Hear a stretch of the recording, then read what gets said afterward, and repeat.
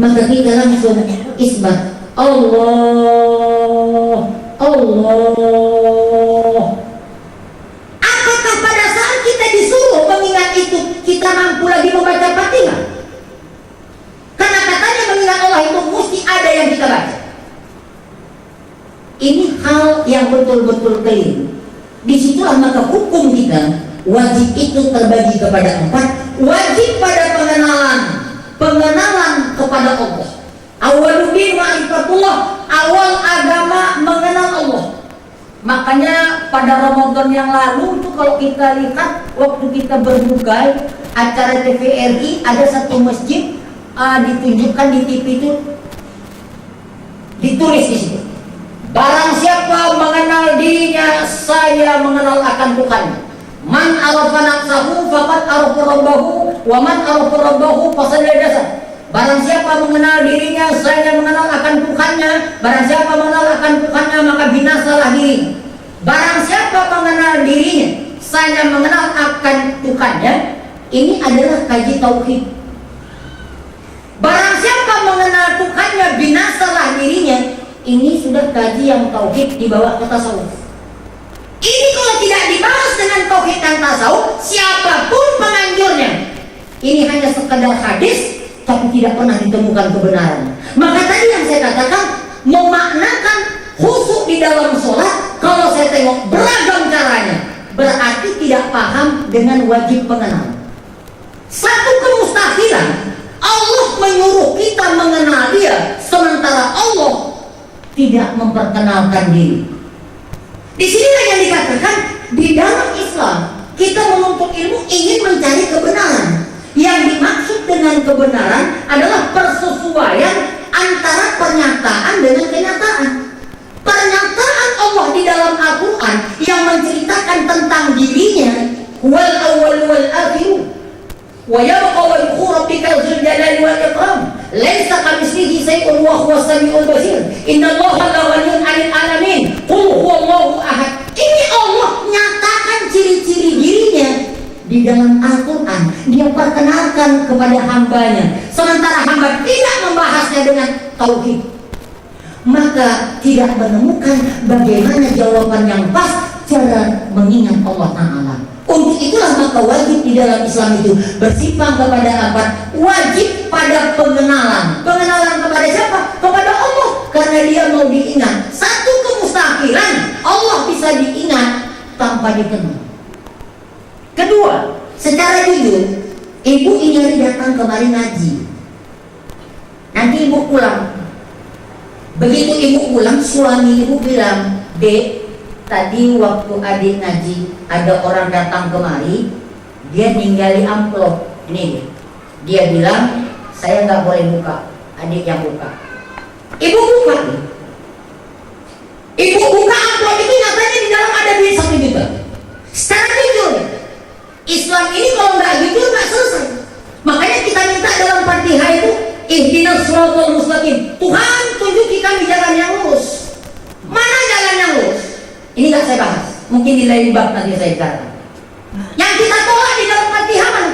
Ghairil maghdub, jalan-jalan yang sesat. Menurut tafsir Al-Quran, yang dikatakan jalan yang sesat itu 2. Yang pertama, orang yang tahu benar tapi tidak mengikut. Ini berarti duplikat Abu Jahal dan Abu Lahab.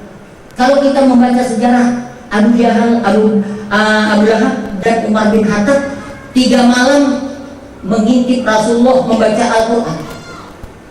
Abu Jahal mengatakan kepada Abu Lahab, hanya orang gila lah yang tak percaya bahwa Muhammad itu utusan Allah. Abu Jahal mengatakan, kalau memang sudah begitu kenapa nggak kita akui? Dia siapa, kita siapa? Gengsi. Malam kedua juga terjadi begitu. Malam ketiga, Umar bin Khattab selesai mengintip Rasulullah membaca Al-Quran, dia pulang ke rumah. Dia dengar adiknya membaca Al-Quran. Itulah surat Toh. Dia minta Al-Quran itu kepada Aisyah. Aisyah tidak memberinya, takut Al-Quran itu dikoyak atau dibuang. Maka Umar bin Khattab menghunus pedangnya menemui Rasulullah. Sahabat mengatakan, "Ya Rasulullah, Umar datang." dan dia sudah menghunus pedang. Biarkan dia masuk, kata Rasulullah. Tatkala Umar bin Khattab itu masuk, dia meminta keterangan tentang Allah. Maka Rasul sampaikan, terjatuhlah pada Umar bin Khattab.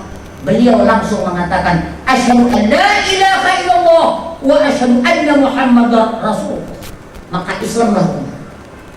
Mau menerima kebenaran. Jadi kalau ibu tadi misalnya pulang nanti dibilang suami ini ada titipan 1 juta, ini sekarang 7. Nggak mungkin uang sejuta ini langsung ibu belanjakan sesuatu. Nggak mungkin langsung dibawa ke pajak. Kita kan nanya, bang, yang ngasih duit ini tadi siapa? Aku pun tak kenal orangnya macam mana, kulitnya warnanya apa, rambutnya macam mana, pakai baju apa dia tadi, kendaraannya apa. Baru 1 juta orang menitipkan uang sama kita, sibuklah kita ingin mengenal siapa yang memberi uang itu. Sekian banyak nikmat Allah Ta'ala yang diberikannya kepada kita setiap waktu dan setiap saat. Kenapa kita tidak berusaha untuk mengenalnya, supaya tetapnya kita itu berzikir untuk mengingat, supaya tepatnya kita itu mengucapkan puji dan syukur kepada Dia. Ini maka disebut wajib pada pengenalan. Pengenalan kepada siapa? Kepada Allah. Yang kedua, wajib pada iktikad.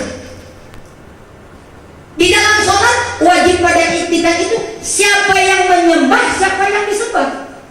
Yang disembah sudah pasti Allah, yang menyembah sudah pasti hamba. Yang mana Allah, yang mana hamba, dikaji dengan tauhid dan tasawuf.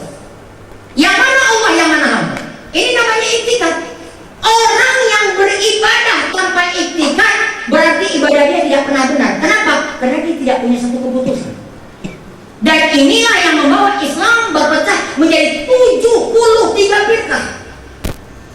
Yang sebagaimana kata Rasulullah, umatku akan berpecah menjadi 73 firqah. 72 isi neraka, 1 yang benar. Yang benar itu mana? Iktikad ahli sunnah wal jamaah. Yang mana yang dikatakan ahli sunnah? Ahli sunnah itulah Rasul. Wal jamaah yang dikatakan jamaah yang tidak berpegang kepada iktikad Jabariyah dan Qadariyah. Tidak akan pernah kita temukan satu iktikad yang namanya iktikad ahli sunnah kalau kita tidak mempelajari tauhid dan tasawuf. Itu nggak mungkin ketemu. Ini namanya wajib pada iktikad. Siapa yang menyembah, siapa yang disembah. Yang disembah sudah pasti Allah, yang menyembah sudah pasti hamba. Apakah yang kita persembahkan? Yang kita persembahkan adalah kehambaan kita. Mana kehambaan kita itu? Langsung kita ikrarkan. Inni wajjahtu wajhiya lillazi fataras samawati wal arda hanifan. Itu namanya mempersembahkan kehambaan. Apa syarat persembahan? Syarat persembahan, wa ma umiru illa liya'budullaha mukhlishina lahuddin. Ikhlas. Jadi wajib pada iktikad. Siapa yang disembah? Allah. Yang menyembah? Hamba. Yang dipersembahkan apa? Kehambaan. Apa syarat persembahan? Ikhlas. Ini namanya wajib pada iktikad. Yang ketiga, wajib pada perkataan. Di dalam sholat namanya rukun qauli, pekerjaan lidah. Mana pekerjaan lidah yang wajib di dalam sholat? 5. Takbiratul ihram, membaca Fatihah, tahiyat, selawat, salam pertama. Itu namanya wajib pada perkataan. Keempat, wajib pada perbuatan. Di dalam sholat namanya rukun fi'li, pekerjaan anggota tubuh. Ada 6. Berdiri betul, rukuk, iktidal, sujud, duduk antara 2 sujud, duduk tahiyat akhir. 6 kerja tubuh, 5 kerja lidah, 2 kerja hati. Namanya niat dan tertib. Maka menurut Syafi'i, rukun sembahyang 13. Jadi wajib pada pengenalan diatur dalam tauhid, wajib pada iktikad diatur dalam tasawuf, wajib pada perkataan dan wajib pada perbuatan diatur di dalam ilmu fikih. Maka untuk mengabdikan diri kepada Allah diperlukan 3.